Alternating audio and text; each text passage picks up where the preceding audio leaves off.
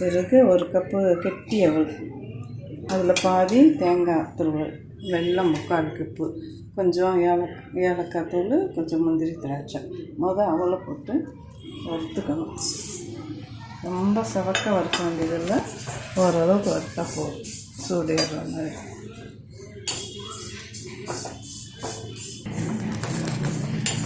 கெட்டி அவல் எடுத்துருக்கேன் நான். எல்லாத்துலேயும் நல்லா சூடு ஏறிடுச்சுன்னா எடுத்துடலாம். சூடு ஏறிடுச்சு, இது போதும். இதை எடுத்து ஒரு தட்டில் கொட்டி ஆரம்பிச்சிக்கலாம்.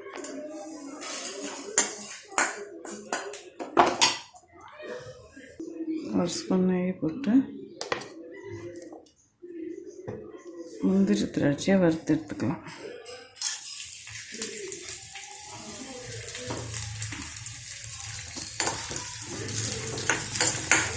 முந்திரி திராட்சை வறுப்படவும் அடுப்பு சிம்மில் வச்சுட்டு இதை ஒரு தட்டுக்கு மாற்றிக்கலாம்.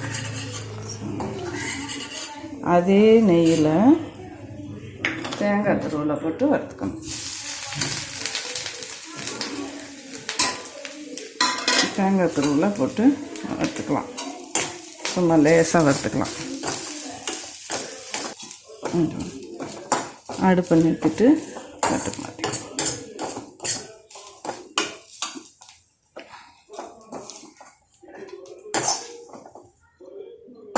அதுவும் ஆறட்டும். அதுக்குள்ளே அவ்வளோ லேசாக பொடிச்சிட்டு வந்துடலாம். ரவை மாதிரி பொடிக்கணும், ரொம்ப நைஸாக பொடிக்கக்கூடாது, ரவை மாதிரி இந்த மாதிரி ரவை மாதிரி பொடிச்சிக்கணும். அவள் வறுத்து வச்சிடுற அவளை இப்படி ரவை மாதிரி கொட்டிக்கணும்.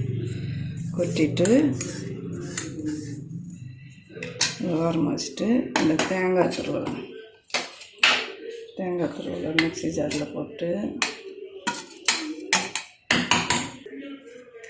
வெல்லம் போட்டு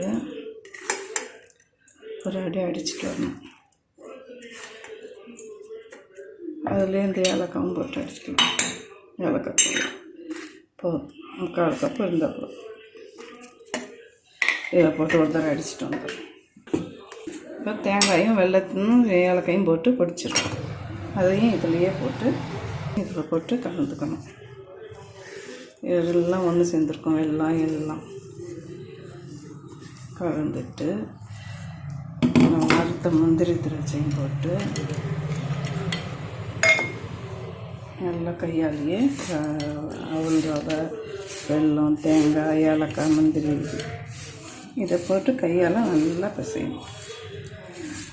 எல்லாம் அழுத்தி பிசைஞ்சனாலே எல்லாம் ஒன்று சேர்ந்துடும். தேவைன்னா அப்படி பிசைய முடியலன்னா கொஞ்சம் ஒரு ஸ்பூன் நெய் சேர்த்துக்கலாம். தேவைன்னா நெய் போட்டுக்கலாம், இல்லைன்னா போதும். பிசைய முடிஞ்சு உருண்டை பண்ண வருதான்னு பார்த்துக்கிட்டு நெய் சேர்த்துக்கலாம். எல்லாம் ஒன்று போல் பிசைஞ்ச பிறகு கொஞ்சம் கொஞ்சமாக எடுத்து சின்ன சின்ன உருண்டையாக உருட்டி